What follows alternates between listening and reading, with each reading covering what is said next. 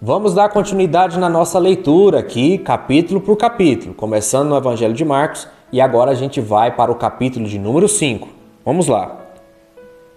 Entre mentes, chegando à outra margem do mar, a terra dos Gerazenos, ao desembarcar, logo veio dos sepulcros ao seu encontro um homem possesso de espírito imundo, o qual vivia nos sepulcros.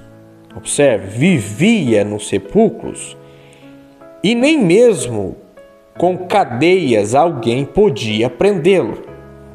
Porque, tendo sido muitas vezes preso com grilhões e cadeias, as cadeias foram quebradas por ele, e os grilhões despedaçados, e ninguém podia subjugá-lo. Vai vendo, Jesus saiu lá do capítulo 4, ensinar a tempestade, passaram para outra margem do mar, depois daquela tempestade que a gente viu no capítulo 4, quando ele está chegando lá na terra dos Gerazenos, quando ele está chegando, veio ao encontro dele este homem, que vivia no sepulcro e que colocavam correntes na mão dele e ele despedaçava. Colocavam em cadeiras e ele quebrava. Ninguém podia parar. Veio de encontro para Jesus. Imagina. Versículo 5 ainda continua falando da descrição deste homem. Andava sempre de noite e de dia. Olha que coisa. De noite e de dia. Clamando entre os sepulcros e pelos montes, ferindo-se com pedras. Horrível isso. Horrível, horrível. Verso 6. Quando de longe viu Jesus, correu e o adorou, exclamando com alta voz: que tenho eu contigo, Jesus, Filho do Deus Altíssimo? Conjuro-te por Deus que não me atormentes. Porque Jesus lhe dissera: espírito imundo, sai deste homem. E perguntou-lhe Jesus: qual é o teu nome? Respondeu ele: Legião é o meu nome, porque somos muitos. E rogou-lhe encarecidamente que não os mandasse para fora do país. Olha que interessante. Ora, pastava ali pelo monte uma grande manada de porcos. E os espíritos imundos rogavam a Jesus, dizendo: manda-nos para os porcos, para que entremos neles. Jesus o permitiu. Então, saindo os espíritos imundos, entraram nos porcos, e a manada, que era cerca de 2.000 porcos, precipitou-se despenhadeiro abaixo, para dentro do mar, onde se afogaram. Os porqueiros fugiram e anunciaram na cidade e pelo campo o que tinha acontecido. Então saiu o povo para ver o que sucedera. Indo ter com Jesus, viram o endemoniado, o que tivera a legião, assentado, vestido e em perfeito juízo. Vendo isso, temeram. Olha que coisa. Cadeia, corrente, não podia parar o homem. O homem andava clamando de dia e de noite, clamando, gritando no meio de sepulcros, no meio daquelas montanhas e se ferindo com pedra o tempo todo. Né? E agora eles veem ele assentado, vestido, calmo, quem sabe assim, olhando para Jesus, vendo ele ensinar. Aí o pessoal viu aquela cena, claro que temeram, entraram em choque. Porque Se ele quebra correntes, o que um homem desse faz com ossos? Se ele despedaça cadeias, o que ele faz com o pescoço? E agora ele está ali, vestido, não está gritando, clamando, não está se batendo pedra em si mesmo, está ali lúcido, em perfeito juízo, diz o texto. Quando eles olharam, obviamente, é um choque, eles temeram. Os que haviam presenciado, versículo 16, os que haviam presenciado os fatos, contaram-lhes o que acontecera ao endemoniado e acerca dos porcos. E entraram a rogar-lhe que se retirasse da terra deles. Ou seja, eles viram aquilo, ficaram com tanto temor. Falei, o que aconteceu? O que aconteceu aqui? Não, aconteceu o seguinte, ele teve um diálogo aí, enquanto o rapaz estava endemoniado, e Jesus permitiu que os espíritos maus fossem para os porcos chegou lá, se jogou, se afogaram, e é isso que aconteceu. Aí eles falaram para Jesus, Jesus, olha, a gente está com muito temor, faz o seguinte, saia da nossa terra, por favor, a gente está com muito medo. Olha que coisa. Rogou a Jesus que se retirasse da terra deles, versículo 17. Verso 18. Ao entrar Jesus no barco, suplicava-lhe o que fora endemoniado que o deixasse estar com ele. Ô Jesus, deixa eu te seguir, deixa eu estar contigo. É claro, né? O pedido é óbvio. É óbvio. Enfim. Verso 19. Jesus, porém, não lhe permitiu, mas ordenou-lhe, dizendo: vai para a tua casa e para os teus, e anuncia-lhe tudo que o Senhor te fez e como teve compaixão de ti. Então, ele foi e começou a proclamar em toda a Decápolis. Decápolis é um conjunto de 10 cidades. Começou a proclamar em toda Decápolis tudo o que Jesus lhe fizera, e todos se admiravam. Que coisa bonita, que coisa linda. Isso aqui é tanta coisa para dizer nisso, mas vamos lá. Verso 21. Tendo Jesus voltado no barco para o outro lado, que o povo pediu para ele ir embora, Jesus só fica onde ele é convidado, viu? Se mandar ele embora, ele vai, não tem problema não, viu? Agora, se pedir para ele ficar, ele fica também. Tendo Jesus voltado no barco para o outro lado, afluiu para ele grande multidão. E ele estava junto ao mar. E eis que se chegou a ele um dos principais da sinagoga, chamado Jairo, e vendo-o, prostou-se a seus pés e insistentemente lhe suplicou: minha filhinha está à morte. Vem, impõe as mãos sobre ela, para que seja salva e viverá. Jesus foi com ele. Grande multidão o seguia, comprimindo-o. Aconteceu que certa mulher que havia 12 anos vinha sofrendo de uma hemorragia e muito padecera a mão de vários médicos, tendo despendido tudo quanto possuía, sem contudo nada aproveitar, antes, pelo contrário, indo a pior. Tendo ouvido a fama de Jesus, vindo por trás dele, por entre a multidão, tocou-lhe a veste. Porque dizia, a conversa consigo mesmo, né? A conversa que essa mulher teve consigo mesmo. Se eu apenas lhe tocar as vestes, ficarei curada. Olha que coisa, né? Essa conversa consigo mesmo, ela ouviu a fama e começou a acreditar nisso, começou a se retroalimentar disso e a conversar. Olha, ele cura, ele expulsa demônios. Se ele tem toda essa fama, então eu vou fazer o seguinte, eu vou apenas tocar nas vestes dele, já que eu não posso ficar andando no meio da multidão tocando nas pessoas. Então eu vou apenas tocar nas vestes deles e vou ficar curada. Essa foi a conversa interna consigo mesma. E logo se lhe estancou a hemorragia, depois que ela tocou.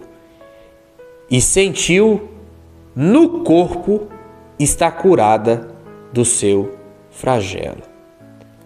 Uma mulher que há 12 anos estava com essa doença. Querido, 12 anos. 12 anos. É muito tempo. Aí você pegar todo o seu patrimônio e gastar lá no Albert Einstein.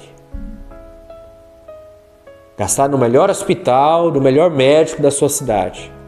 12 anos, você pegar todo o seu patrimônio e agora você está sem nada, porque você não melhorou, você só piorou. Diz o texto que ela só veio a pior e perdeu tudo que tinha. 12 anos. E agora, a partir de uma conversa interna consigo mesma, ela acreditou que se ao menos tocasse nas vestes. Já que ela, por estar nessa condição, ela não devia estar ali. Ela deveria estar segregada.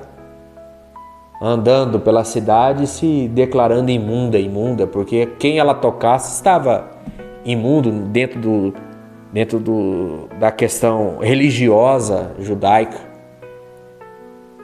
A pessoa tinha que passar por um processo de purificação que poderia durar dias. Então ela não tinha permissão de tocar ninguém. Por isso que ela pensou em tocar apenas nas vestes. Verso 28 diz: se eu apenas lhe tocar as vestes, é o suficiente. Eu vou ficar curado. Quando ela tocou, ela sentiu no seu próprio corpo que ela já estava curada. Aí, verso 30. Jesus, reconhecendo imediatamente que dele saíra poder, virando-se no meio da multidão, perguntou: quem me tocou nas vestes? Aí os discípulos vão reclamar aqui, e com razão, né? Porque a multidão era muito grande, todo mundo estava espremendo ele. Então, assim, quem tocou é uma multidão, é muita gente. Né? Imagina aí, comparação aqui até não é muito boa, mas só para a gente criar um cenário na mente. Imagina aí um político aí, em época de política, andando no meio da multidão e um monte de gente encostando nele. Era mais ou menos o cenário, né? Era mais ou menos o cenário. Muitas pessoas estão tocando nele, encostando nele ou apertando o tempo todo, vai dizer o texto. Aí Jesus para e vira e diz: quem me tocou? Verso 31. Responderam-lhe seus discípulos: vês a multidão que te aperta e dizes: quem me tocou? Ele, porém, olhava ao redor para ver quem fizera isto. Jesus estava procurando. Então a mulher, atemorizada, porque ela sabe que ela não podia tocar em ninguém. Ela sabe que ela não deveria estar ali. Então a mulher, atemorizada e tremendo, cônscia do que nela se operava, veio, prostrou-se diante dele e declarou toda a verdade. Fui eu que toquei. Eu sei que não pode tocar, mas eu tive uma conversa comigo mesmo e eu acreditei que se eu tocasse nas tuas vestes, eu seria curado. E eu senti no meu corpo que eu fui curado. Depois de 12 anos, depois de gastar tudo, e eu alcancei isso. Jesus lhe respondeu: filha, a tua fé te salvou. Vai-te em paz e fica livre do teu mal. Que coisa fantástica. Falava ele ainda quando chegaram alguns da casa do chefe da sinagoga. Lembre-se, Jesus sai da onde ele estava pregando, porque Jairo, um dos chefes da sinagoga, falou: vem para minha casa, minha filhinha está muito doente, vem para cá. No meio desse percurso, foi quando essa mulher, desse fluxo de sangue, tocou nele. Então, isso foi só um hiato de tempo. Falando ele ainda, quando chegaram alguns da casa do chefe da sinagoga, ou seja, alguns da casa de Jairo, a quem disseram: tua filha já morreu.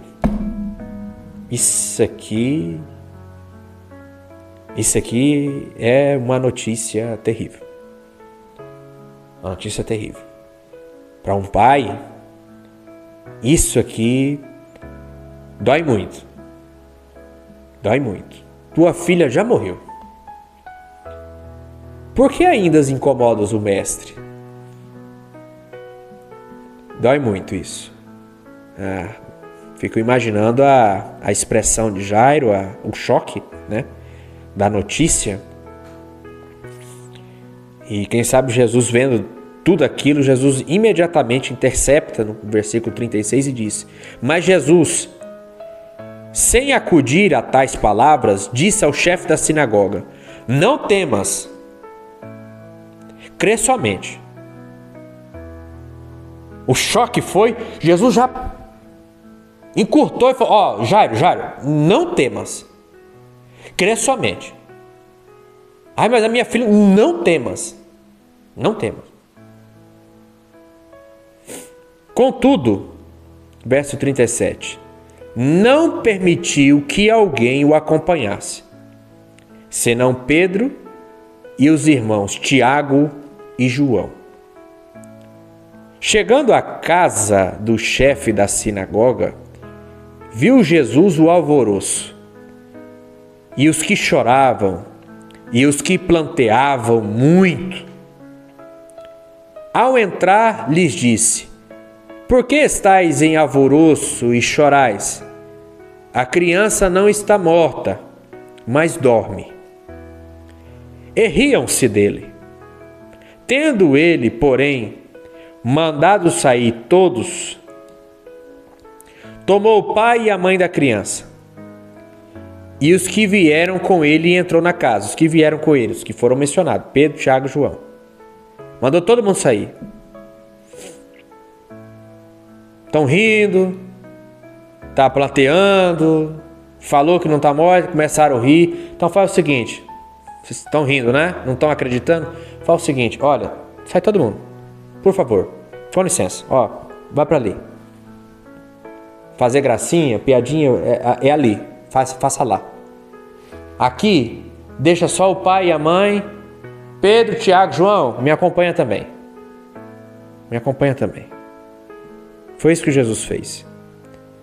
Verso 40. Riam-se dele, tendo, porém, mandado sair a todos, tomou o pai e a mãe da criança, e os que vieram ter com ele, e entrou onde ela estava, onde a criança estava.